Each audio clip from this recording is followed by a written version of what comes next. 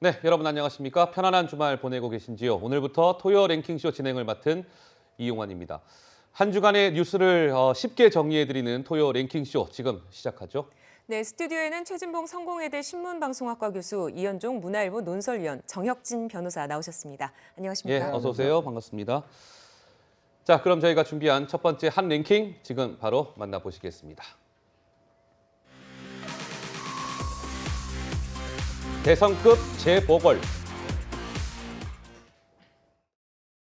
이재명 상임 고문을 철회해야 합니다. 탱크가 필요할 때는 탱크를 동원해야지 우리의 가장 큰 자산이잖아요. 그 자산을 놔두고 무슨 선거를 치릅니까? 이 전쟁터에서. 이재명 상임 고문을 후보자로 의결했다는 말씀입니다. 저는 정치 끝내기에는 아직 너무 젊어요.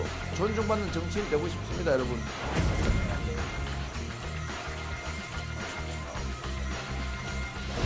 지난 1년간 그리고 길게는 지난 10년간 제가 재충전 시간이 필요합니다.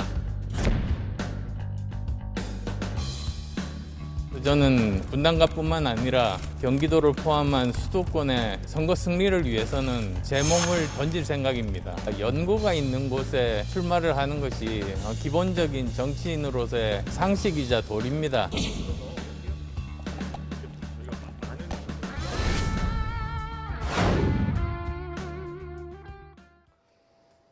네, 이제 얼마 남지 않았죠. 6월 1일 지방선거와 함께 치러지는 국회의원 재보궐선거의 판이 갑자기 팍 커졌습니다. 이재명 민주당 상임고문이 인천 계양을 출마를 확정하면서 전면에 나섰고요. 안철수 전 인수위원장도 국민의힘 후보로 수도권이죠. 경기 분당갑 출마를 공식화했습니다.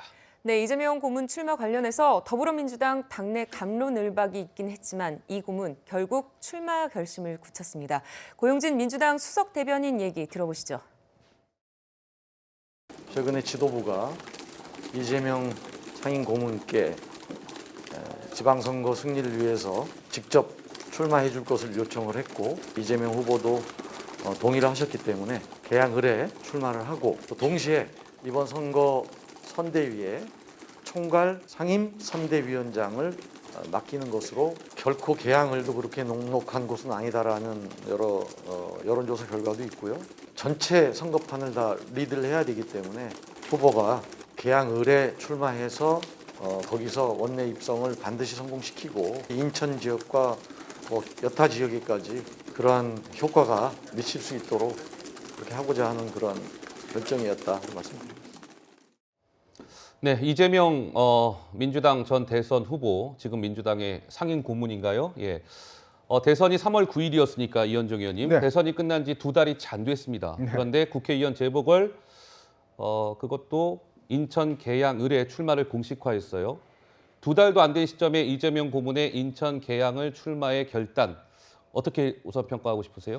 제가 어릴 때 학교 다닐 때 이제 하굣길에 가면 네. 그 문방구를 피해서 다니기가 굉장히 어렵습니다. 그 유혹을 참기가 어려운데 정치인들한테는 이 선거라는 유혹을 참기는 참으로 어려운 것 같아요. 이 선거라는 걸 통해서 본인의 에너지를 축적을 하고 또 정치적 영향력을 이제 확대한다는 그런 측면에서 사실 이재명 후보가 얼마나 참을까 저는 솔직히 내부적 그런 고민을 했습니다. 네. 과연 이분이 얼마나 집권할 수 있을까 했는데 뭐 결국 예상대로 이번에 출마를 한 것 같습니다. 저는 원래 이제 이재명 후보 전 후보 스타일로 보면 정면 돌파 네. 그런 분당을에 출마를 해서 분당갑에 출마를 해서 본인의 대장동 문제를 좀 정면 돌파하지 않았을까 뭐 그런 생각도 했었는데 네. 역시 이제 편안한 어떤 면에서 보면 당선이 거의 뭐 이게 보장이 된 듯한 네. 그런 계양을로 이제 결정을 한 것 같아요. 안철수 후보 인수위원장도 마찬가지입니다만은 안철수 위원장이 이제 뭐 여러 가지 축적의 시간을 갖겠다고 이야기를 했지만 그러나 또 본인이 지금 이제 국민의힘에 합당을 해서 뭔가 정치적인 기반을 좀 다져야 되는 시점이거든요. 그러기 위해서는 결국은 배지가 필요했고, 배지가 필요하다. 이제 그런 측면에서 이제 아마 분당에 이제 출마하는 것 같고, 네. 이재명 후보 입장에서 보면 이런 여러 가지 정치적인 즉 민주당 내의 주류도 부상하는 문제, 두 번째는 본인과 관련된 여러 가지 수사를 어떻게 하든지 간에 이걸 돌파를 해야 된다는 이제 필요성, 네. 이런 복합적인 문제가 결국 이런 출마라는 어떤 면에서 보면 참 대선 끝나고 이렇게 빨리 출마하는 경우는 저도 처음 보는데 네. 이런 빨리 이 선거판에 뛰어든 것 같습니다. 네. 네, 말씀하신 것처럼 이 고문의 지방선거 출마 역대 초고속 등판이 아닐까 역대 싶습니다. 초고속입니까? 네, 예. 대선 패배 이후 가장 빠르게 정계에 복귀했던 이회창 전 총재도 8개월이라는 공백기를 뒀었거든요. 최진봉 교수님, 네. 이 고문 왜 이렇게 복귀를 서두른 걸까요? 일단 당에서 이재명 고문에 대해서 출마를 적극적으로 계속 요청을 했었어요. 왜냐하면 지금 상황이 잘 아시는 것처럼 윤석열 당선이 이제 취임을 곧 합니다. 취임하고 나서 20일 만에 선거가 치러져요. 컨벤션 효과가 분명히 있을 거고요. 또 하나는 바이든 대통령이 또 방한을 해요. 그것도 또 하나의 이벤트가 돼요. 이런 여러 가지 상황으로 보면 민주당 입장에서 상당히 어려운 상황에서 선거를 치를 수밖에 없어요. 지금도 뭐 서울시장 같은 경우에는 상당히 좀 밀리고 있는 양상이거든요. 네. 이런 상황에서 정말 뭐 분위기를 좀 반전시키기 위해서는 이재명 고문이 등판해야 되는 상황이 될 수밖에 없었다. 민주당이 고육지책이라고 저는 생각해요. 민주당 입장에서는 다른 이벤트가 전혀 없어요. 지금 상황에서 어떤 걸로 그럼 판을 바꿀 수 있겠습니까? 물론 뭐 이재명 상임고문이 나와서 어느 정도 판을 흔들지를 좀 지켜봐야 되겠지만 지금 상황에서 어떤 것도 민주당 입장에서는 이런 어떤 전략적으로 불리한 상황에서 판을 좀 흔들 수 있는 카드가 필요했고 그것이 이재명 상임고문이었다고밖에 볼 수 없어요. 그래서 네. 이재명 상임고문이 이제 인천에 출마를 하시지만 결국은 또 전국을 돌면서 지지를 해야 돼요.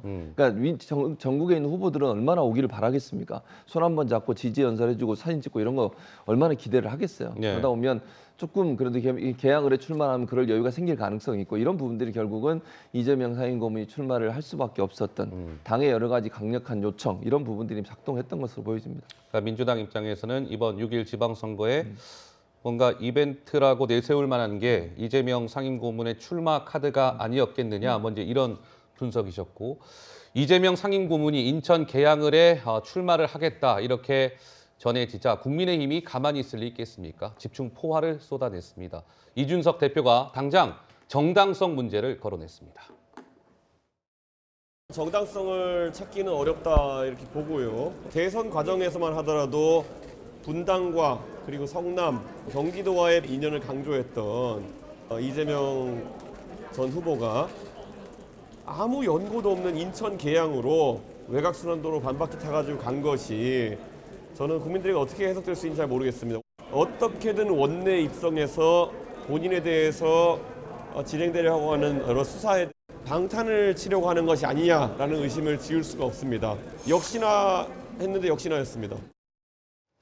네, 국민의힘에서는 당장 이렇게 비판을 쏟아냈습니다. 그래픽이 준비가 되어 있을까요? 이재명 상임고문의 인천 계양을 출마와 관련해 인천 출마는 명분 없다. 이준석 대표 그렇게 얘기했고요. 김은혜 지금 경기지사 후보죠. 대장동 등지고 도망갑니까? 유정보 국민의힘 인천시장 후보입니다. 인천은 도피처도 은신처도 피난처도 아니다라고 맹비난을 쏟아냈습니다. 정혁신 변호사께요. 그 질문 드릴게요. 이재명 고문이 인천 계양을 출마인데 인천과 이재명 상임고문과의 뭔가 연결고리나 이런 게 있습니까? 제가 봤을 땐 전혀 없을 것 같은데. 전혀 없습니까? 네네. 제가 확인한 바로는 전혀 없고 네. 이번에 대선 출마하셨을 때 좀 가보진 않았을까 인천 갈 때 그 네. 정도 아닐까 싶은데 출마는 본인 선택이고 공천은 당의 결정이지만 네. 제가 생각하기에 상인은 신용을 먹고 사는 사람이고요. 정치인은 명분을 토대로 하는 사람인데 과연 명분이 있을까? 더군다나 이번에 열리는 보궐선거 중에 계양만 있는 것이 아니고 7군데 있죠. 예컨대 계양만 있었다 그러면 뭐 내가 나간다 어쩔 수 없이 이게 되는데 분당이 있잖아요. 분당갑. 분당갑. 근데 분당갑을 때려치우고 계양을 간다? 계양이 어떤 데냐면요. 네. 인천이 굉장히 민주당세가 강한 곳인데 그 인천에서도 부평구와 함께 민주당세가 제일 강한 곳이에요. 그러니까 나가면 거의 뭐 90% 이상 당선될 수 있는 그러한 곳인데 지금 서울시장 민주당 후보인 송영길 후보가 거기서 5선을 한 지역구 아니겠습니까? 거의 스트레이트로 5선했죠. 맞나요? 중간에 이제 네네. 잠깐 그 인천시장 하려고 나갔을 때 그때 보궐선거만 그 반대당에서 국민의힘 쪽에서 됐을 뿐이고 20년 넘게 지금 거의 이제 민주당에서 국회의원을 배출한 곳이고 네. 그다음에 요번에 이제 대선이나 직전 총선이나 아주 큰 차이로 민주당이 이겼던 곳인데 제 생각에는 계양을 주민들 입장에서는 좀 황당할 것 같아요. 왜냐하면 우리가 뽑은 국회의원이 임기가 다 되기도 전에 인천시장 나간다라고 하면 그게 이해가 되겠는데 엉뚱하게 계양이 유일하게 그 인천에서 서울과 붙어 있는 지역이긴 하거든요. 그런데 이제 송영길 의원이 서울시장으로 나간다. 네. 그것도 황당한데 이번에는 계양을 대표하려고 하는 것은 거의 없는 이재명 후보가 이제 온다라고 하면은 쉽게 말하면 이재명 후보가 당선이 된들 네. 개항을 위한 국회의원이라기보다는 이재명을 위한 개항을이 아닌가 이제 수단화가 딱 될 것 같아서 네. 제 생각에는 이제 개항을 주민들로서는 그렇게 심기가 편하진 않지 않겠는가 그런 생각이 듭니다. 네, 이현정 의원님 네. 결국에는 이제 말씀하신 거를 들어보면은 정치적 고향보다는 이제 좀 더 당선 확률이 높은 곳으로 그렇죠. 간다 이런 얘기로 들리는데요. 어떻게 네. 보십니까? 그러니까 이제 좀 저는 이재명 후보가 그러니까 단순히 지금의 배지를 다는 문제보다 네. 궁극적인 목표는 일단 대선이지 않겠습니까? 다음 대선이지 않겠어요? 그렇다면 좀 멀리 내다보고 큰 행보를 했어야 된다고 보는데 네. 왜 이렇게 조급했을까라는 측면에서 여러 가지 의문이 있습니다. 왜냐하면 이재명 후보는 이번 대선 과정에서 이 대장동이라는 어떤 이 문제 이게 계속 따라다녔거든요. 네. 근데 이걸 돌파하지 않으면 아마 앞으로 굉장히 어려울 겁니다. 지금 대장동 수사도 진행되고 있고 그렇다면 본인이 이야기했지 않습니까? 대장동은 단군 일의 최대 지역이다. 최대 환수를 한 지역이다. 그렇게 본인이 대선 과정에서 끊임없이 TV 토론을 통해서 이 대장동은 정당하다. 그리고 부정이 없었다. 뭐 이런 이야기를 강조했잖아요.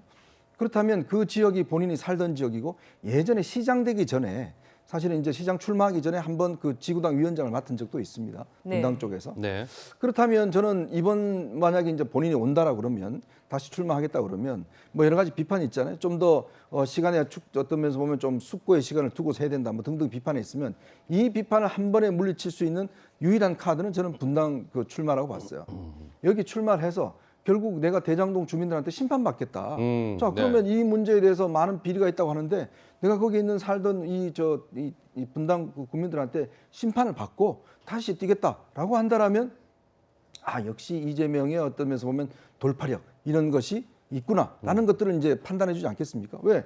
본인이 전국적으로 지금 민주당에 내건 지금 이 출마 명분이 뭐냐면 0.73%나 졌다. 1,600만 표 얻었다. 네. 바로 그거잖아요. 예. 근데 1,600만 표 얻었는데 분당에서 진다는 게 말이 되겠습니까?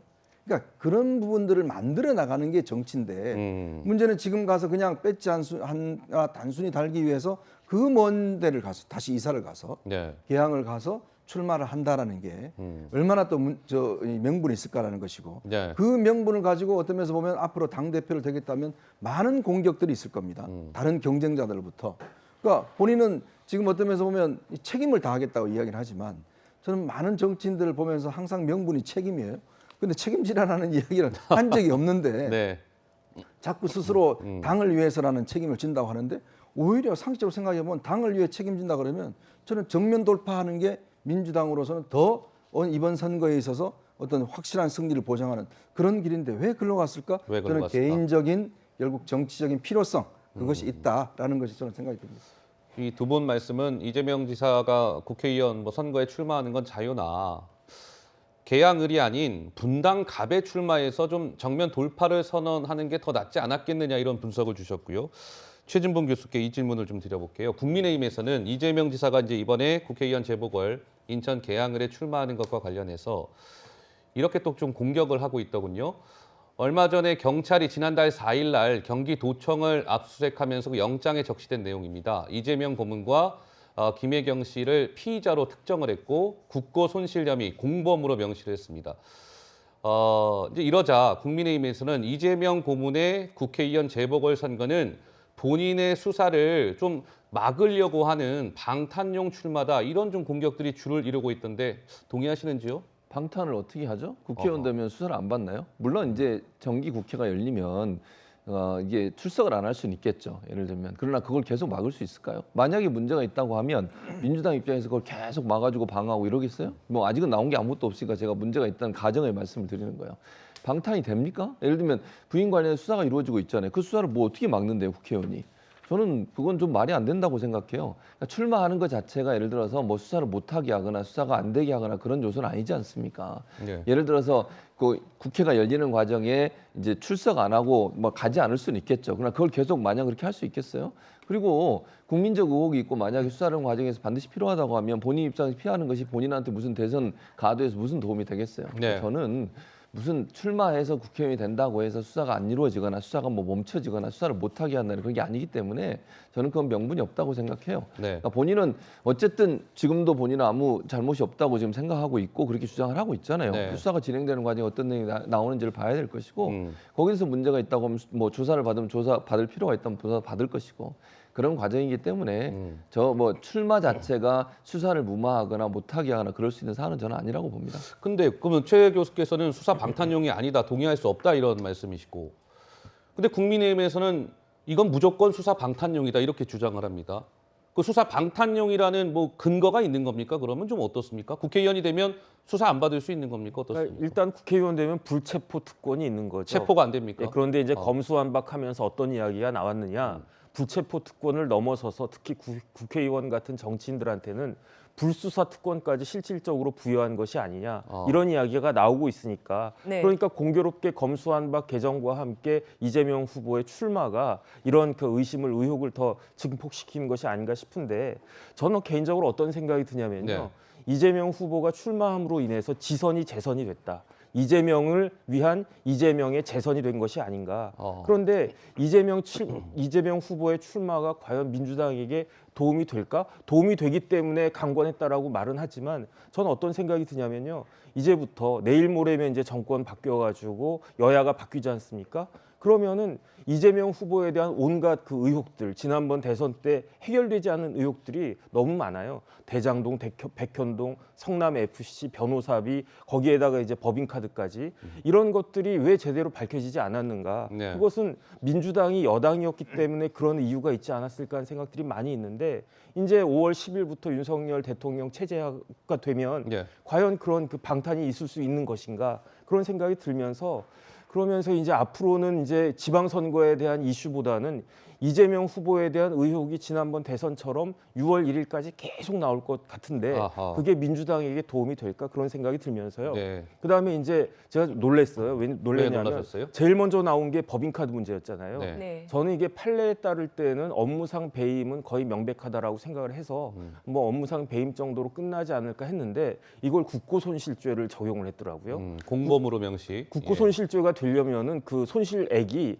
1억 이상, 그다음 5억 이상 되면 엄청나게 가중처벌이 된단 말이에요. 그런데 법인카드 사용액이 뭐 한 돈 1,000만 원도 안 된다라고 그러니까 사람들의 그 심성을 건드리는 감정을 건드리는 측면은 있지만 그거 다 합쳐봤자 그렇게 큰 돈은 아닐 것이다라고 예. 했는데 5억 5천만 원 이것은 이제 뭐 그 연봉까지 다 합친 금액이라고 하던데 이게 경찰이 사실은 검찰보다도 더 세게 나가는 것이 아닌가 그런 그 생각까지 들거든요. 예. 네. 그렇기 때문에 이 부분에 대해서 결과가 이제 나오긴 하겠지만 제 생각에 앞으로 한 달 동안이 또 이렇게 굉장히 그 이재명 그럴 후보의 것이다. 의혹들로 좀 소란스럽지 않을까 하는 생각이 듭니다. 예. 네. 근데 이런 상황에서 이 고문이 과거에 인천을 비하했다라는 논란이 좀 생기고 있습니다. 이준석 대표가 올린 SNS가 발단이 됐는데요.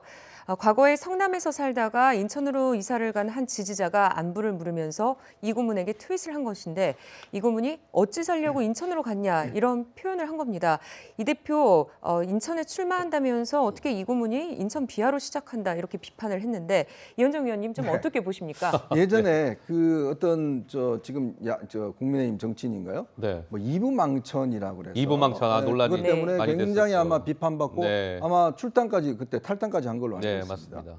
그러니까 이게 지역 비하 수도권 같은 경우에 이제 특히 이제 서울, 경기, 인천 이런 어떤 지역에 있는데 특히 이제 이런 본인은 예전부터 성남 지역에서만 이제 그 정책 뿌리가 있었고 또 경기도 지사라 하고 그리고 이 옛날에 어떤 지자가 이재명 이 시장님 이제 저기 뭐 이 인천에 좀 와주세요.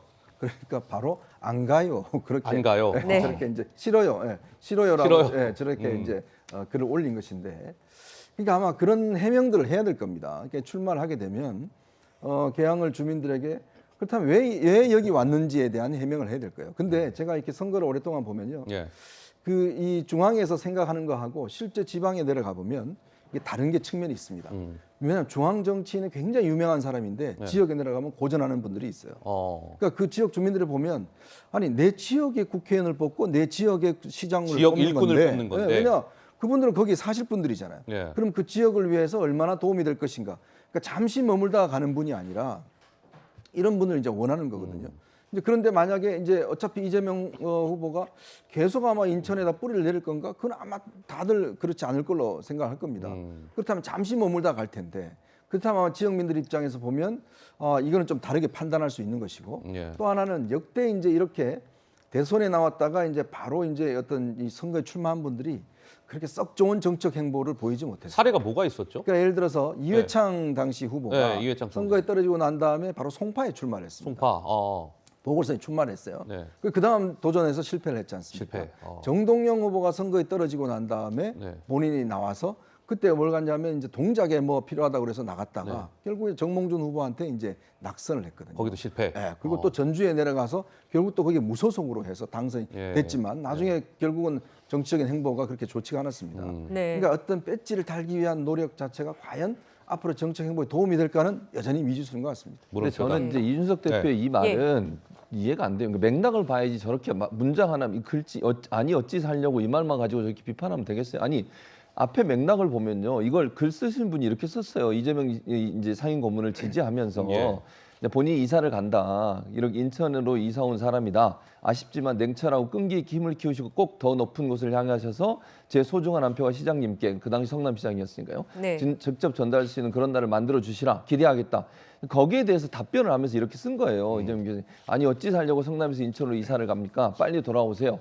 그러니까 이재명 후보를 그 당시에 이제 그 시장이죠. 시장을 지지하는 사람이 시장님 내가 이사 갔어요. 그러니까 아니 왜 그냥 가셨어요? 나와 함께 하셔야지 하는 투로 쓴 거지. 이게 어떻게 인천을 비하하려고 쓴 겁니까? 이런 식으로 해석하면 안 되는 거죠. 네. 아니 네. 해석이 자유죠. 뭐 안 간다는데 본인이 아니 싫어요, 그러지 않습니까? 그거 아니고 아니 어찌 살려고 이 말을 쓴 거는 제가 볼 때 인천을 무슨 비하하려고 쓴 게 아니에요. 비하 의도가 아니다. 그냥 내 없이 어떻게 살 겁니까? 이런 의도로 쓴 거지. 저렇게 그런 최 교수님 저렇게 이사하시면 생각이고 안 또 돼요. 다르게 생각하는 분도 있습니다. 네, 아무래도 이게 국민의힘에서 견제가 상당한 걸로 보입니다. 이 가운데 이재명 고문 오늘 오전 출마와 관련한 입장을 SNS에 내놨습니다. 오늘 입장을 밝혔군요. 네, 예. 맞습니다. 먼저 무한 책임을 지겠습니다로 시작을 했는데요.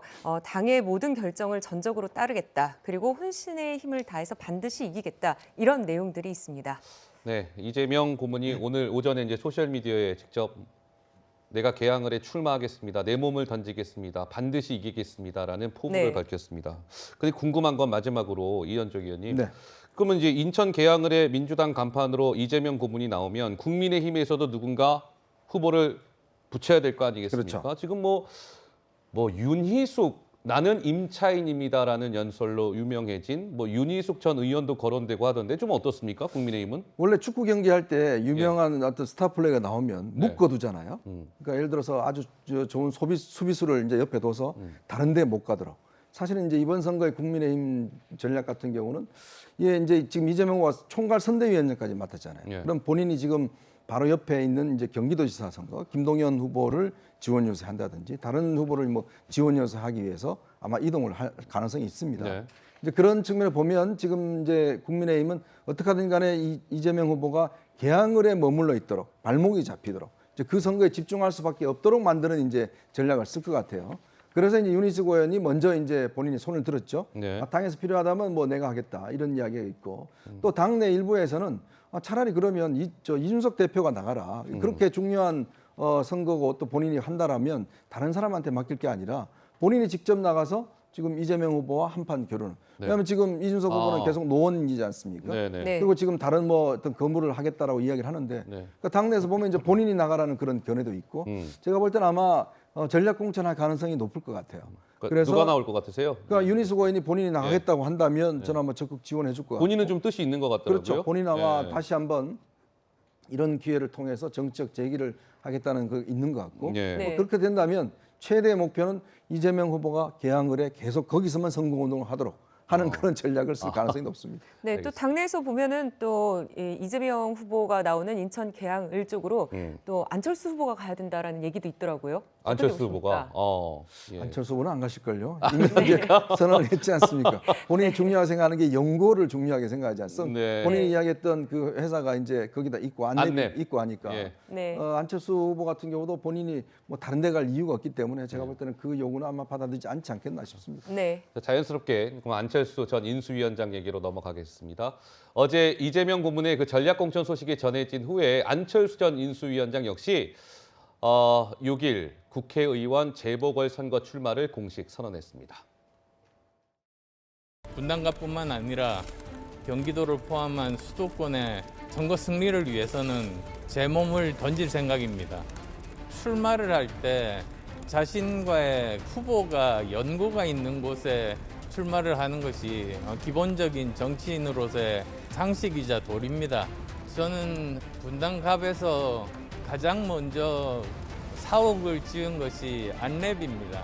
처음에는 거의 허허벌판에 안랩 사옥이 있었는데 지금 이렇게 굉장히 크게 한국이 실리콘밸리가 되게 됐죠. 거기에 저는 일조를 했다고 생각합니다. 네, 안전위원장의 지금 이제 이번 재보궐 출마를 놓고서 향후 당권을 노린 얘기란 것도 나오고 있고요. 또 이제 이재명 고문과 함께 재보궐 출마로 인해서 6월 지방선거가 아주 뜨거워졌습니다. 안철수 전 위원장에 대해서 이제 지금 어떻게 전략 공천을 할 것인가 이런 얘기도 나오고 있는데요. 이준석 대표는 꽃가마는 없다, 전략 공천에 해당하지 않는다라고 했고요. 네. 안철수 전 위원장 역시 당내 경선도 마다하지 않겠다 이런 얘기를 했습니다. 네. 그러니까 정혁진 변호사 보시기에는 그럼 이재명 고문의 인천 계양을 출마는 조금 명분이 없어 보인다라고 아까 좀 따끔하게 지적을 해주셨고, 그럼 안철수 전 인수위원장의 경기 성남 분당갑이죠. 분당갑 출마는 좀 어떻게 보세요?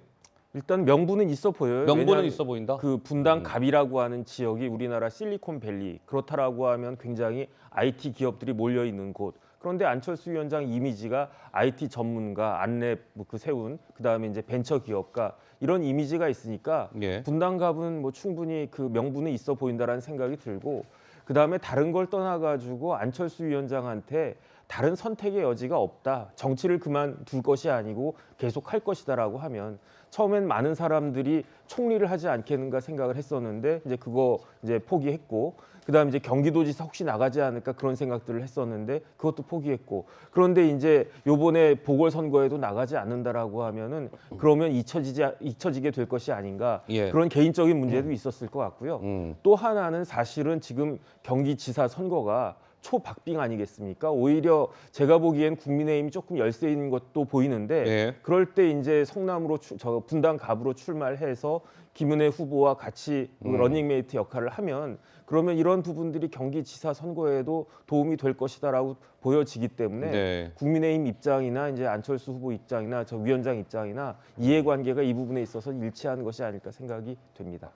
알겠습니다. 네, 6월 지방선거에 대해서 지금 관심이 집중되고 있는데요. 또 어느 곳보다 뜨거운 곳이 경기도지사 아닐까 싶습니다. 민주당 김동연 후보 그리고 국민의힘 김은혜 후보의 신경전이 벌써부터 뜨겁습니다. 그 목소리 직접 들어보시죠. 경기도지사는 입으로 일하는 것도 아니고 얼굴로 일하는 것도 아니고 실력과 진정성, 또 이 국정과 경제 운영의 경험 등이 포함돼서 경기도민과 경기도정을 위한 일꾼을 뽑는 자리거든요. 네. 여성들은 직장에서 묵묵히 실력으로 평가받고 능력으로 검증받기를 원하는 분들 입장에서는 외모로 내가 평가받거나 아니면 외모라는 잣대에 의해서 검증된다는 부분에 대해서는 상당히 마음속에 거북함과 부담이 있습니다. 네, 이렇게 지금 이 경기도지사에 대한 관심이 뜨거워지고 있는데요. 최진봉 교수님, 네. 어떻습니까? 실질적으로 두 후보 간에 그렇게 격차는 크지 않은 걸로 보입니다. 그렇죠. 여론조사마다 약간의 차이가 있긴 한데 네. 격차가 그렇게 크지 않아요. 그러니까 뭐 열심히 해야죠. 두 분 다 누가 될지 모르는 열심히 상황이고. 해야죠. 당연히 네. 열심히 해야죠. 네.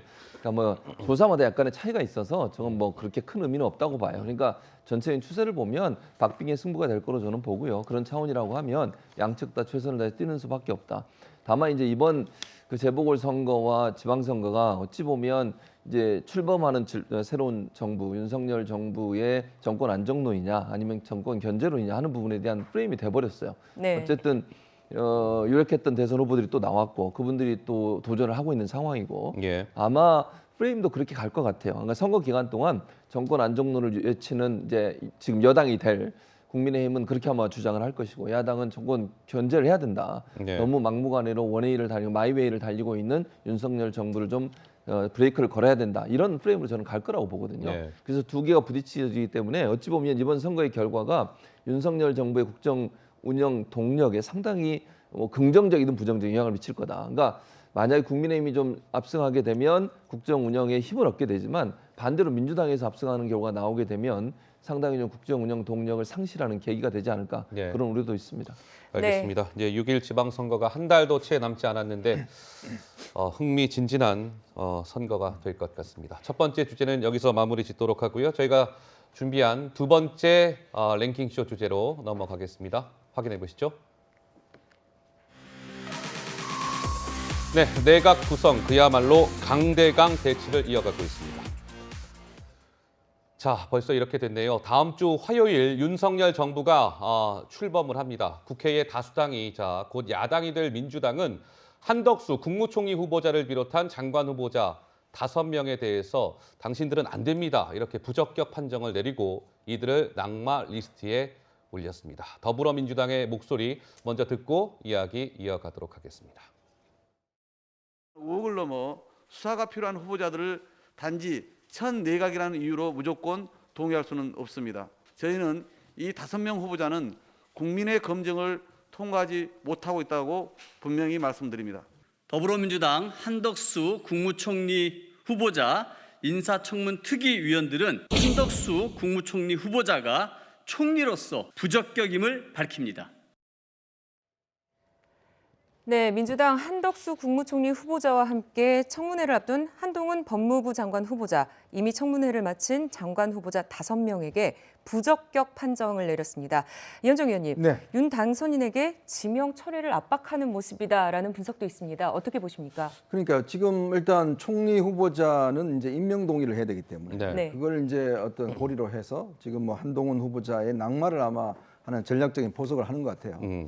그런데 사실 참 역대 이런 어떤 면에서 보면 이 구조 자체가 일단 이 여당 지금 현재 민주당이 일단 국회에 압도적 의석을 가지고 있으니까 사실은 이게 지금 예전에 뭐 지금 이 지방선거도 그렇지만 윤석열 정부를 견제해야 된다 이렇게 이야기를 하고 있는데 사실은 지금 전국 주도는 민주당이 다 하고 있는 거거든요.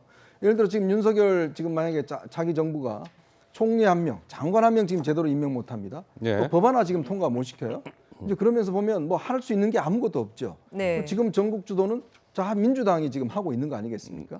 특히 지금 한덕수 후보자 같은 경우를 보면 역대 노무현 정부의 마지막 총리를 했고 이분이 역대 진보 정부에서도 계속 중요한 일을 했습니다. 네. 근데 저는 이게 지금 민주당 의원들이 부적격이라 이야기했는데 과연 이게 이 총리 후보자라서 부적격할 만한 그런 어떤 합리적인 이유가 있을까? 저는 상당히 없다고 봐요. 그러면 특별한 근거도 없이 그냥 뭐 억지 쓰는 겁니까? 그러니까 뭐냐면 이분이 예. 지금 뭐 김현장 가서 이제 그 뭐 한 1년에 한 5억씩 뭐 40억 정도 이제 예. 그걸 받았다는 것인데 과연 역대 총리들 등등과 비교해서 이게 정말 총리가 안 될 만큼의 결정적인 문제인가? 그런 문제를 지적하고 싶은 거죠. 그러니 이제 어쩌면 보면 총리 후보자가 지금 어떤 그렇다면 본인들이 이 임명 이 투표를 해서 부결시키면 되는 겁니다. 왜냐 지금 그걸 충분히 할 수 있잖아요. 네. 부적격이면 지금 본회의 열어서 본인들 부결 투표하고 그렇게 하면 좀 깨끗이 끝날 문제예요. 근데 그걸 해주지 않고 계속 어떤 면에서 보면 이제 한동훈 후보자, 정호영 후보자를 이제 사실 고리로 걸고 있는 거 아니겠습니까? 예. 즉 결국 한덕수 후보자를 지금 부적격으로 투표하기에는 정책 부담이 크다는 거죠. 국민들이 보시기에 아니 저 정도 가지고 부적격하면 과연 총리할 사람이 누가 있나? 이런 어떤 역풍이 불 수가 있는 거거든요. 그러니까 그렇게 되면 지금 생각해 보십시오. 임기 얼마 남지도 않는 지금 정부가 검수완박이라는 법을 강력 통과시켰습니다. 그리고 지금 새 정부 지금 이제 곧 며칠이면 바로 출범을 하는데 예. 총리도 없어요. 장관들도 지금 다 없습니다. 그런데 지금 곧 뭡니까? 바로 임명되면 정상회담 해야 한미 정상회담 해야죠. 지금 북한이 지금 핵실험 한다고 그러죠. 또 지금 경제가 지금 굉장히 어렵지 않습니까? 그러면 이렇게 되면 오히려 어떤 면에서 보면 지금 민주당이 과연 이 정부에 대해서 왜 자꾸 발목을 잡느냐 그런 악화 여론도 저는 충분히 일어날 수가 있다. 네.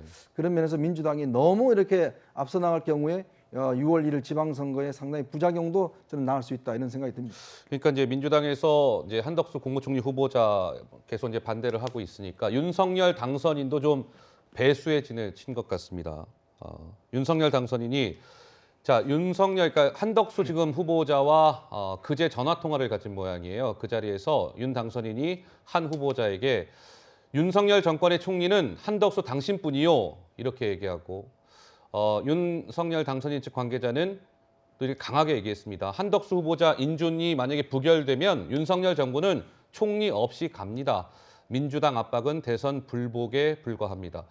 총리 없이도 가겠다. 배수의 진을 쳤습니다. 최 교수님 어떻습니까? 그러니까 뭐 광대강 대치를 하겠다는 거죠. 협상은 없다 이런 거 아니겠습니까?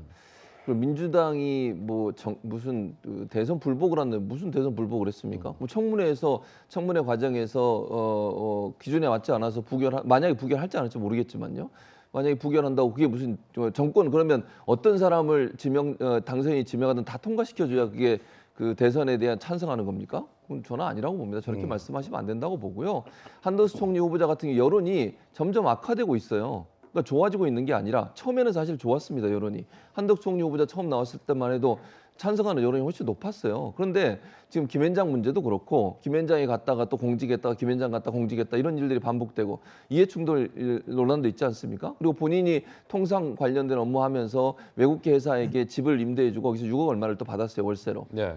또 선지급 받은 것도 있고요. 그런 부분에 대해서 국민적 공감대가 과연 도덕적으로 타당하냐는 문제도 있을 거고 또 본인이 주미대사 할 때 부인이 남편 찬스를 통해서 전시회를 연 거 아니냐, 전시회에 참여한 거 아니냐 이런 비판도 있습니다. 물론 뭐 사실관계 본인이 아니라고 하시니까 자꾸. 그리고 본인 뭐 부인 관해서 갑자기 돈이 많이 늘어났는데 재산이 그런 부분에서 조사하기 위해서 개인정보 동의해달라니 동의 안 해주셔가지고 그것도 제대로 검증을 못했어요.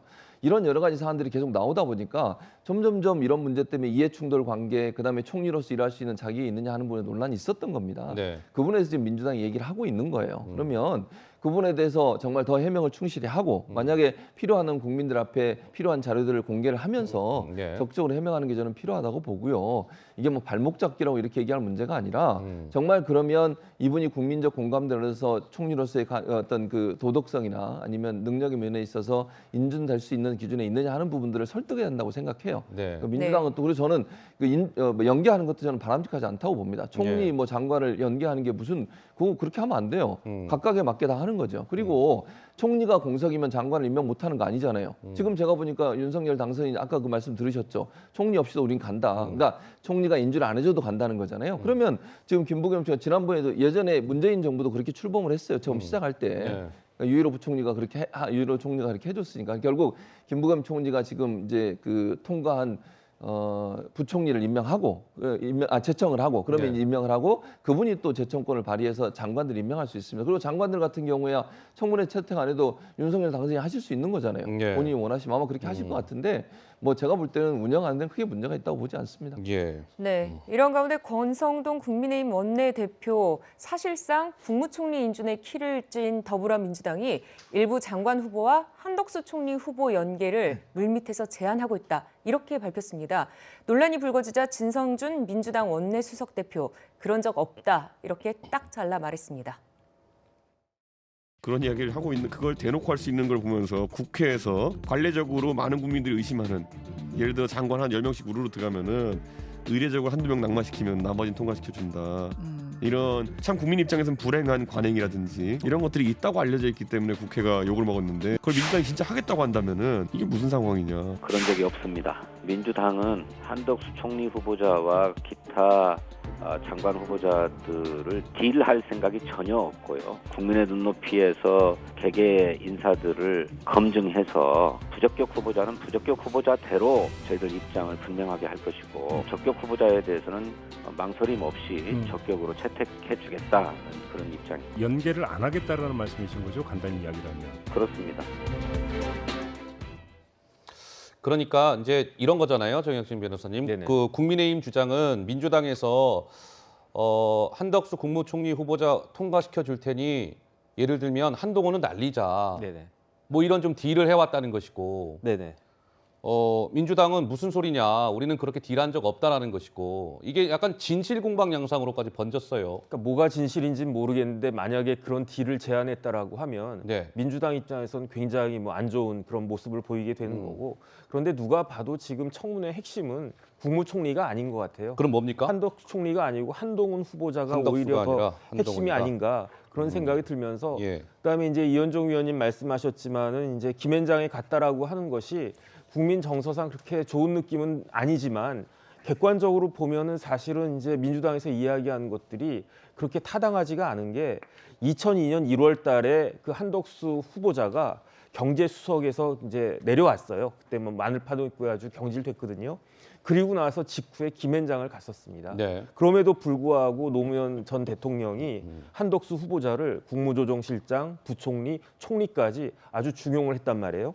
전관예우라고 하는 게 뭐냐면은 그 고위 공직자가 네. 퇴임한 직후에 자신의 그 아직 남아있는 영향력을 이용해가지고 부당한 경제적 이익을 취득한 것이 그게 전관예우의 폐해 아니겠습니까? 네. 그런데 그리고 나서 이제 한덕수 후보자가 김앤장 간 거는요. 그 한덕수 후보자가 주미대사를 언제 마쳤느냐? 2012년 2월 달이에요. 그리고 나서 한 6, 7년 뒤에 김앤장 갔기 때문에 지금 김앤장 간 거와 그 2002년도에 김앤장 간 거는 제가 봤을 때는 오히려 그 앞에 간 것이 더 네. 전관예우적으로 문제가 되는 것인데 그 부분에 대해서는 이야기하지 않고 그냥 뭐 김앤장 갔으니까 문제가 된다 이렇게 이야기하는 좀 그런 것 같고 네. 그밖에 이렇게 법적으로 문제가 되거나 그런 부분들도 없는데 굳이 이제 총리 후보자에 대해서 그것도 초대 총리 후보자에 대해서 이러이러한 이유로 낙마하겠다라고 하는 것은 명분이 그렇게 많은 것 같지는 않다. 저는 그런 생각이 듭니다. 그럼 지금 오늘이 토요일이면 이제 내일 일요일이고 취임식이 화요일이잖아요. 네. 그러면 윤석열 정부는 어쨌든 총리 없이 지금 출범을 하게 될 가능성이 거의 기정사실화됐다 이렇게 봐야 되겠네요, 이현정 의원님 맞습니까? 좀 그렇죠. 시간적으로 이게, 그렇지 않아요? 원래 이제 그 법상 인사청문회 법상 보면 네. 그 청문회가 끝난 다음에 3일 안에 청문 보고서를 국회의장한테 넘겨주게 돼 있습니다. 네. 그럼 국회의장이 이 청문 보고서를 당선인한테 주면 당선인이 이제 임명 동의에 대한 이제 요구를 국회에 하게 돼 있어요. 네. 그러면 국회 본회의를 소집을 해서 임명 동의 이제 투표를 하게 돼 있습니다. 근데 지금 그것도 안 하고 있어요. 만약에 안 주면 의장이 직권으로 그냥 이걸 하면 됩니다. 자, 그러면 지금 민주당의 주장대로 본인들이 그러면 이게 뭐 타당하지 않다. 그러면 본회의 열어서 네. 그래서 부결시키면 되는 겁니다. 그렇게 해서 그렇게 하면 뭐 윤석열 정부도 다른 대안을 세울 거 아니겠습니까? 근데 지금 그걸 안 하고 있고 계속 이제 다른 이야기만 하고 있는 거죠. 그건 결국 이제 하나의 이제 버티는 거지. 이렇게 되면 이제 아마 김부겸 총리가 이제 새 정부 들어서도 계속 아마 일을 하게 될 겁니다. 당분간. 네. 그러면 네. 추경호 지금 경제부총리를 만약에 이제 임명을 하면 네. 그 총리 권한 대행을 임명을 해서 나머지 이제 장관들에 대한 제청. 장관들은 뭐 국회에 이게 통과될 필요는 없으니까요. 일정 네. 기한 되면 다 임명해 버리면 되니까. 문재인 대통령도 본인이 34명이나 그렇게 임명을 했는데 그 전혀 문제가 안 된다고 했기 때문에 네. 그거 가지고 민주당이 저는 문제 삼을 건 아니라고 봅니다. 네, 네. 그렇게 되면 지금 윤 당선인 이야기는 그렇게 되면 바로 이제 부결돼 버리면 자기는 총리 없이 가겠다. 총리 없이 가겠다. 한번 해보자. 어. 결국 이제 아마 6월 1일 지방선거 결과를 놓고 어떤 면에서 이 부분은 다시 한번 판단을 받을 것 같습니다. 예, 알겠습니다. 네, 이렇게 말씀하신 것처럼 민주당은 오는 9일 인사청문회를 앞둔 한동훈 법무부 장관 후보자를 정조준하고 있는 듯한 모습입니다. 특히 고등학생 딸의 스펙 쌓기 의혹에 집중을 하고 있는데요. 네. 한동훈 후보자 각 사안에 대해서 즉각 반박하면서 정면 대응을 하고 있습니다. 특히 수상 내역에 대해서는 누락된 것이 있다. 인천시장이 아닌 인천시의회 의장상을 받은 것이다. 이런 얘기도 있었고요. 실제 기부 명의는 딸이 아닌 해당 기업이었다. 이런 얘기도 같이 나왔습니다. 네. 또 논문이라는 것도 허위고 과장이다. 이렇게 얘기를 했는데요. 이 악의적인 것이라고 굉장히 주장을 하고 있는 그런 상황입니다. 예. 그러니까 이제 이런 의혹이 불거지자 더불어민주당은 한동훈 법무부 장관 후보자를 겨냥해서 조국 전 장관은 한 후보자에 비하면 작은 송사리에 불과했다.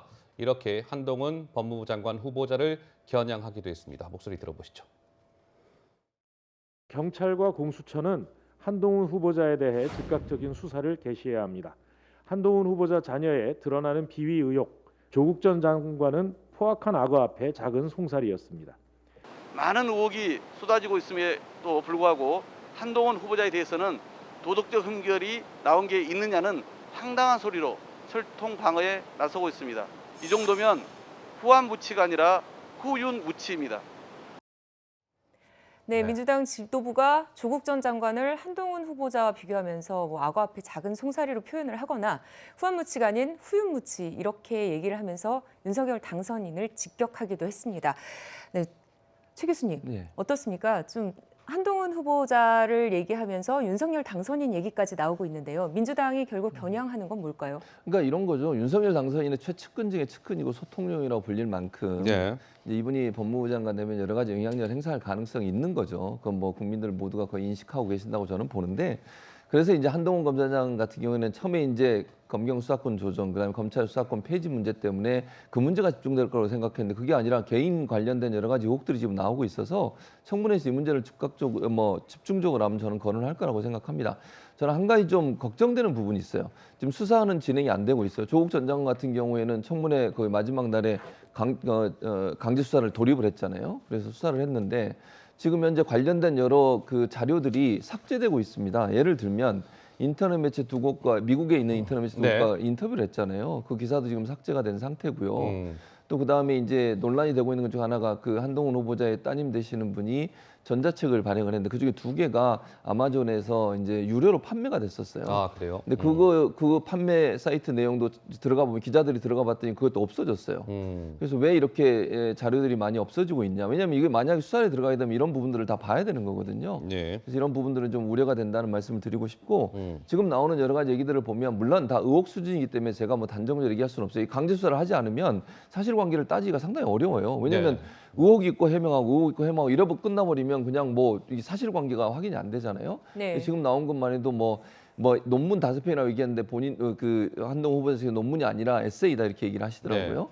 근데 이제 저게 어디에 실리나가 저는 중요하다고 생각해요. 저게 에세이인지 뭔지는 제가 잘 모르겠습니다만 실린 책이 논문집이고 그 논문집에 뭐 예를 들면 리서치 아리클이나 리서치 페이퍼라고 올라가면 그건 리서치 논문이에요.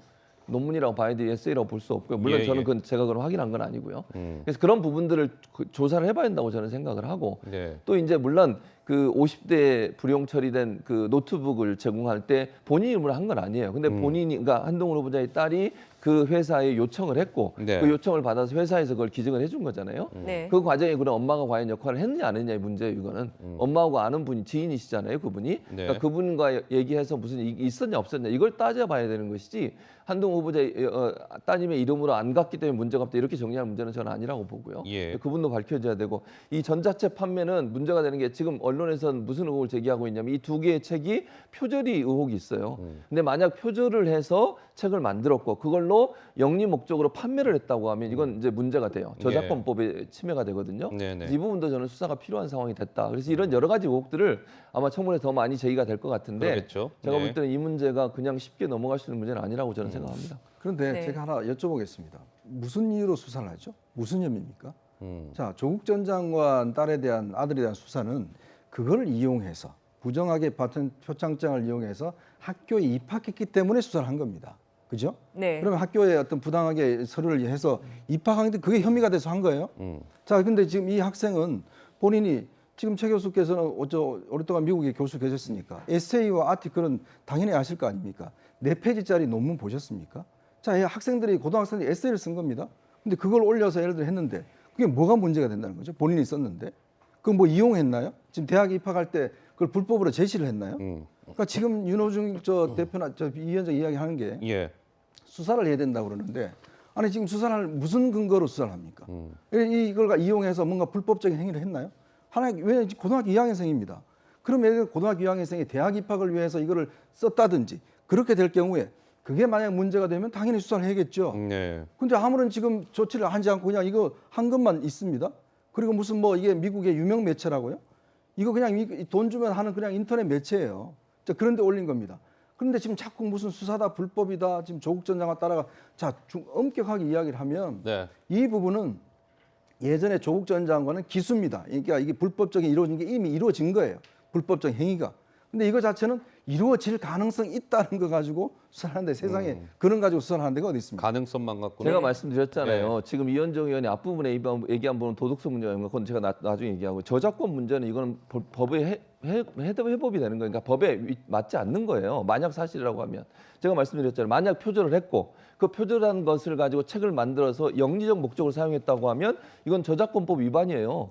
그러니까 이 문제는 확인이 돼야 한다고 저는 생각해요. 그러니까 언론에서 의혹을 제기한 것은 다른 사람이 글을 가져다가 책을 만들었고 그 책으로 영리 목적으로 판매를 했어요. 그건 저작권법 위반이죠. 만약에 확인되면 사실이라고 이야기하시죠. 아니 그러니까 지금 단계에서 그게 그래서 무슨 이 뭐 부분은 기정사실인 것처럼 이야기하시는 게 아니 제가 문제가 기정사실을 얘기한 게 아니고요. 의혹을 네. 얘기하는 거잖아요. 그러니까 말씀하신 것처럼 다른 부분은 자기가 지원을 안 했기 때문에 지금으로서는 그걸로 이익을 얻느냐 볼 수 없어요. 근데 이 나온 의혹에 대해서는 저는 수사가 필요하다고 말씀을 드리는 것이고요. 네. 그리고 이제 또 하나 지금 말씀하신 돈 주면 실어주는 그곳에 인터넷 언론사의 기사를 쓰고 돈 주면 게재해주는 그런 그 논문집에다가 만약에 그걸 싣고 그게 과연 그러면 부모님들이 그런 방식으로 아이의 스펙을 쌓아주는 것이 도덕적으로 국민적 관점에서 맞는 것인지 깊이 고민해 봐야 된다. 아니 수사를 하자면서요. 아니 그러니까 네. 도덕적인 도덕적인 것도 수사를 얘기했잖아요. 합니까, 저작권 관련된 얘기를 얘기한 그러니까 거고요. 수사를 이야기하는 겁니다. 어떻습니까? 아니, 저 도덕적 도혁진 문제에서 얘기를 해야 변호사께서 된다는 보시기에는 이 수사 대상이 될 수 있을까요? 일단은 아니 지금 검수완박 돼가지고 네. 검경 수사권 조정이 돼서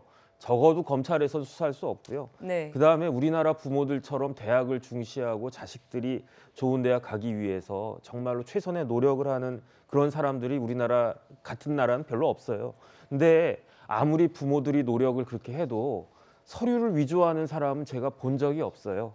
그다음에 이제 그 서류가 위조된 서류를 가지고 결국은 조민 씨가 고대도 들어가고 심지어 이제 의전원까지 졸업하지 않았습니까? 예. 근데 그럼에도 불구하고 민주당이 무슨 악어 앞에 송사리다 이렇게 이야기하는 것은 저는 이게 굉장히 부적절한 비유가 아니었나 싶고 네. 그다음에 이게 뭐가 문제가 되냐면요. 대법원에서 정경심 씨가 받은 그 죄명이 업무방해였어요. 업무방해. 그러니까 대학의 입시 그 처리 업무를 이렇게 부정한 서류, 위조된 서류를 가지고 방해를 했기 때문에 업무방해죄로 처벌이 된 거거든요. 예. 그런데 지금 뭐 아직 그 한동훈 그 후보자 딸 관련해서는 뭐 아직 고등학생이고 그러니까 방해될 업무 자체가 없는 것 같고 그다음에 구체적인 것들 제가 심지어 저는 이제 서울시 저희 무슨 기부 중고 노트북 기부하는 것 관련해서 혹시 이게 김영란법에 그 저촉될 수 있는 거 아닌가 네. 그런 생각이 들어가지고 찾아봤더니 김영란법에도 그렇게 위반되는 것이다라고 보기는 어렵지 않나 그런 생각이 들고 알겠습니다. 그다음에 여태까지는 한동훈 후보자의 해명이 그냥 정확한 거 아닌가 저는 그런 생각이 들었습니다. 알겠습니다. 네. 자, 모레죠. 한동훈 법무부 장관 후보자에 대한 청문회가 모레 월요일 날 진행이 됩니다. 장시간 아마 여야가 치열하게 한 후보자를 놓고 검증 또 뭐 공방을 이어가게 될 것 같습니다. 잘 지켜보도록 하고요. 국회는 또 이 문제 때문에 요즘 시끄럽습니다. 뭐냐면 왜 상임위원장들 중에 법제사법위원장, 법사위원장이 있는데 법사위원장을 민주당이 하느냐, 국민의힘이 하느냐를 놓고 또 치열한 기싸움을 벌이고 있습니다. 민주당에서는 국민의힘에 넘겨주겠다고 명시한 건 야당으로서 견제할 수 있도록 하겠다는 취지였다. 일전에 국민의힘에 후반기 국회 법사위원장 주겠다고 한 거는 다시 논의해야 될 사안이다라고 하면서 여지를 남겼습니다. 그러자 네. 국민의힘이 또 반발하고 있는 것이죠. 어떻습니까? 이현정 의원님, 법사위원장 놓고 또 시끄럽네요. 그러니까 우리가 이제 국제 관계도 그렇습니다만은 정권이 바뀌었다고 해서 우리 외국과 맺은 협상을 파기합니까? 예. 자, 단적인 예로 문재인 정부 들어와서서 이제 일본과 맺은 위안부 협상이 있지 않습니까? 결국 파기는 못했습니다. 예.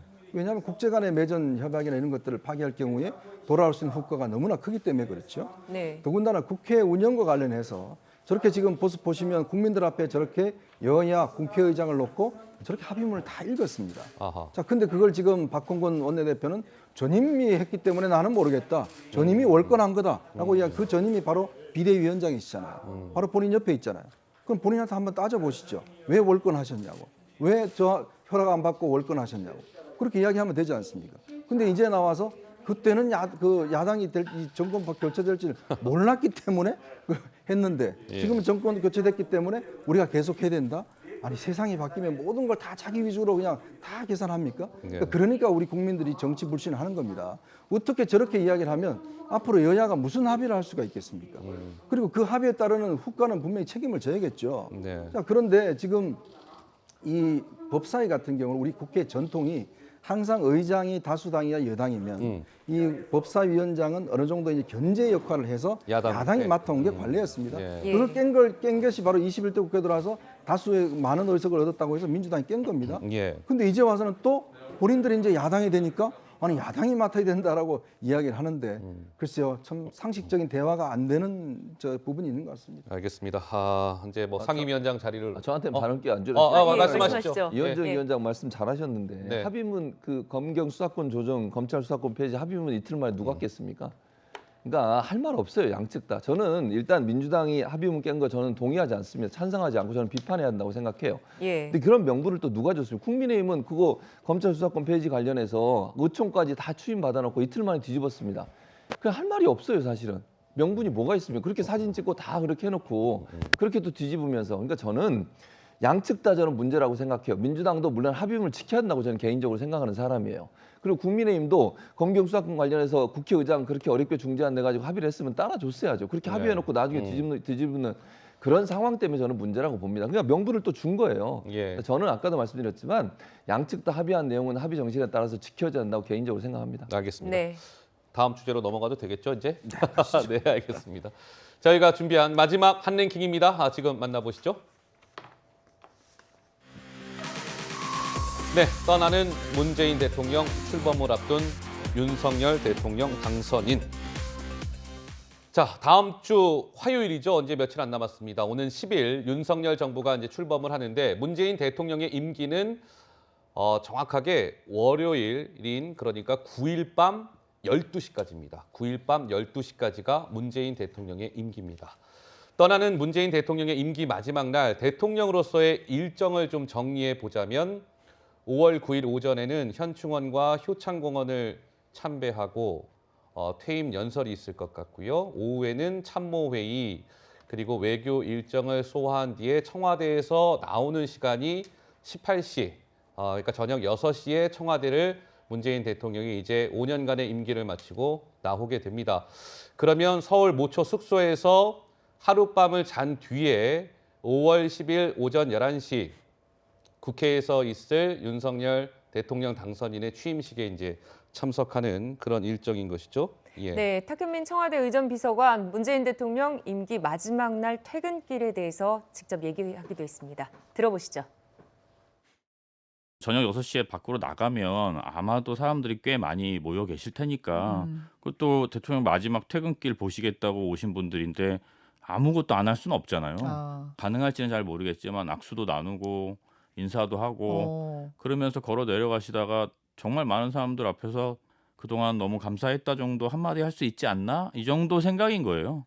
그런 자연스러운 모습을 보여드리는 게 그 자연스러운 모습 중에 뭐 약간 서프라이즈한 깜짝 이벤트 같은 것도 머릿속엔 그런 있습니까? 거는 없을 리는 없죠. 없을 리는 없는데 네, 정권 교체를 앞두고 신구 권력이 충돌하는 듯한 모습을 보이기도 했지만 5년 임기를 마치고 떠나는 문 대통령 퇴임 후에는 현실 정치와 거리를 두겠다고 얘기했습니다. 그 목소리도 들어보시죠. 퇴임하면 제가 이제 잊혀진 삶을 살고 싶다 그렇게 말씀을 드렸는데 특별히 무슨 뭐 은둔 생활을 하겠다 그런 뜻은 전혀 아닙니다. 다만 현실 정치에 관여하지 않고 특별히 주목끄는 그런 삶을 살고 싶지 않다 그런 뜻입니다. 그냥 평범한 시민, 평범한 국민으로서 가고 싶은 데 가보고 뭐 먹고 싶은 데 있으면 찾아가서 먹기도 하고 그냥 보통 사람처럼 살 겁니다.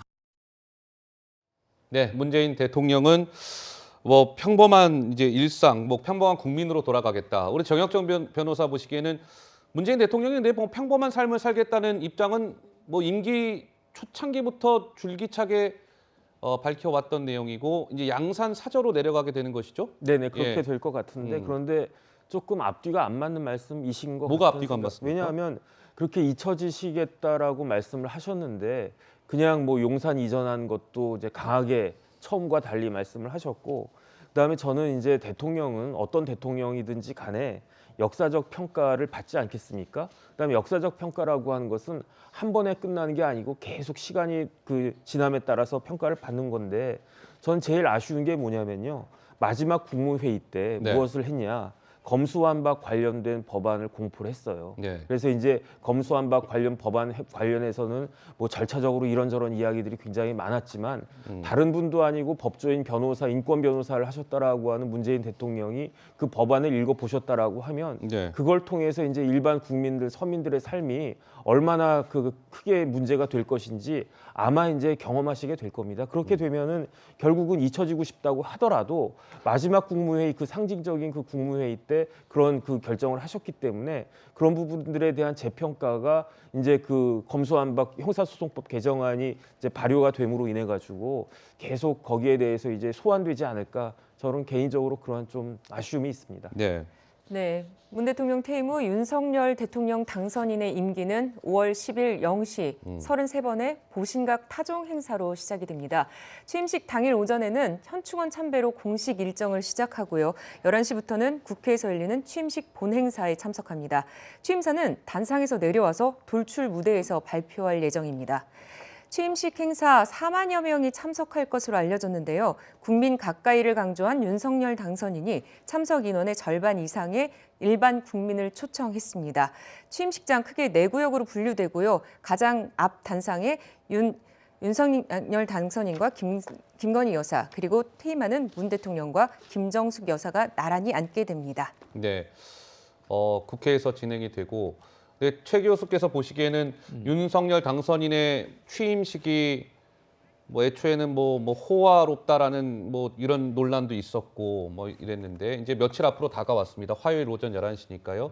뭐 취임식 좀 뭐 무난하게 잘 준비가 되고 있다라고 평가하세요? 아니면 좀 아쉬움이 있다라고 보십니까? 어떻습니까? 뭐 취임식이야 무난하게 잘 준비가 되고 있죠. 되고 있고 좀 아쉬운 거를 말씀하시라고 하면 네. 그 기자들 취재하는데 취재하지 마라 그래 좀 아쉬웠어요. 그 준비하는 과정 그 사진 찍어서 올리는 거 이거에 대해서 너무 민감하게 반응하지도 않아도 돼요. 아니 그 지금 화면에도 나옵니다만 지나가면 다 보여요. 그거 뭐 취재하지 않는다고 기자들이 취재하지 않겠습니까? 그거 좀 아쉬웠고 또 하나 아쉽다면 저는 좀 그 가능했으면 청와대 영빈관을 사용했으면 좋을 뻔했는데 신랑 호텔에서 하신 것 좀 아쉬운 부분이 있는데 어쨌든 뭐 그걸 다 떠나서 대통령으로서 취임을 하고 또 취임하면서 국민들 또는 해외에 있는 내빈들 다 외빈들 참석해서 축하받고 정말 좋은 대통령으로서 5년 동안 일하시기를 바라요. 그래서 취임식이 어쨌든 많은 사람들의 어떤 환영 그리고 축하 속에서 이루어지고 또 우리 국민 정말 소외대 계층들 이런 분들이 함께 참석해서 대통령이 바라는 것도 잘 전달하고 그것이 5년 동안 잘 지켜지기를 바라는 마음이고요. 네. 뭐 국민의 한 사람으로서 새로운 대통령의 취임식에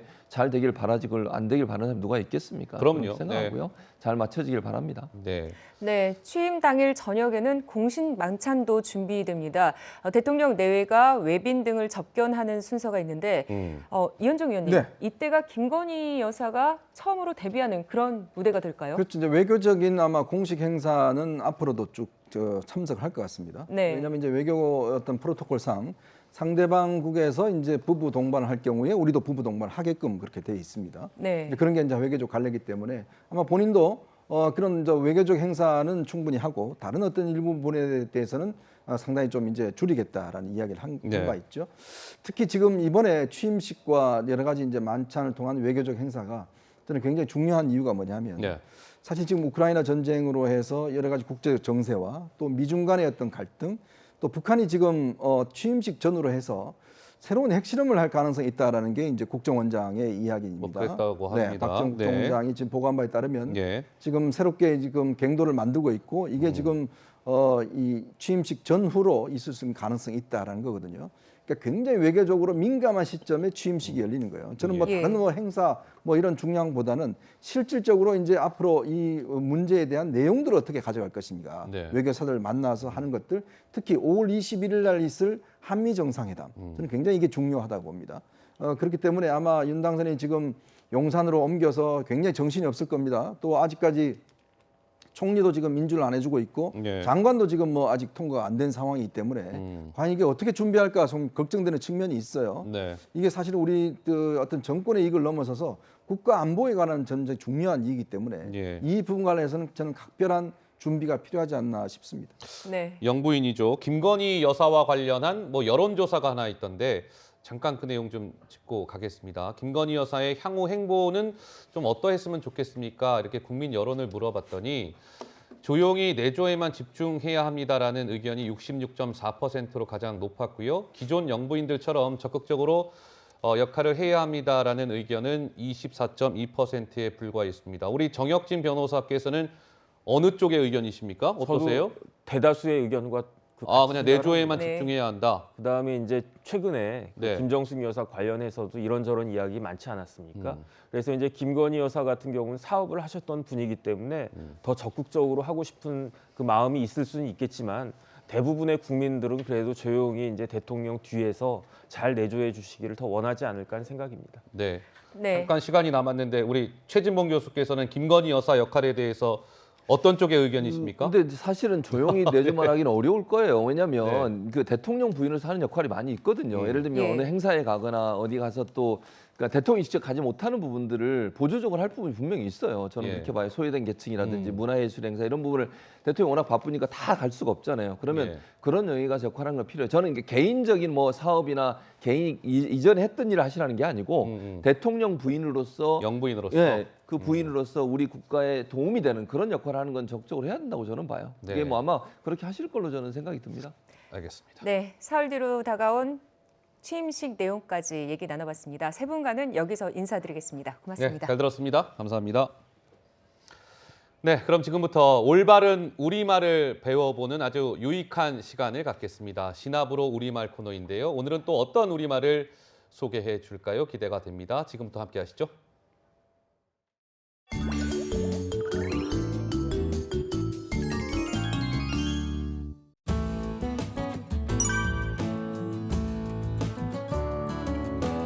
신압으로 우리말 첫 번째 주제 보겠습니다. 첫 번째 주제는 키맨이라는 단어입니다. 이 킹메이커에 이어서 키맨이라는 단어도 정치 용어로 정말 잘 쓰이는 단어죠. 네, 키맨은 문제 해결 과정이나 의사결정 과정에서 핵심적인 역할을 하는 사람을 뜻하는데요. 키맨은 영어식 표현이잖아요. 어떻게 우리말로 순화할 수 있을까요? 이렇게 핵심 인물, 중추 인물로 바꿔 부를 수 있어요. 두 번째 주제는 코드 인사인데요. 네, 코드 인사는 능력, 자질, 도덕성 등과 관계없이 인사권자가 정치적 이념이나 성향 등이 비슷하거나 학연 또는 지연으로 맺어진 인물을 공직에 임명하는 것을 의미하는데요. 그렇다면 코드 인사라는 단어를 우리말로 바꿔볼까요? 네, 우리말로는 편향 인사 또는 성향 인사로 표현할 수 있겠네요.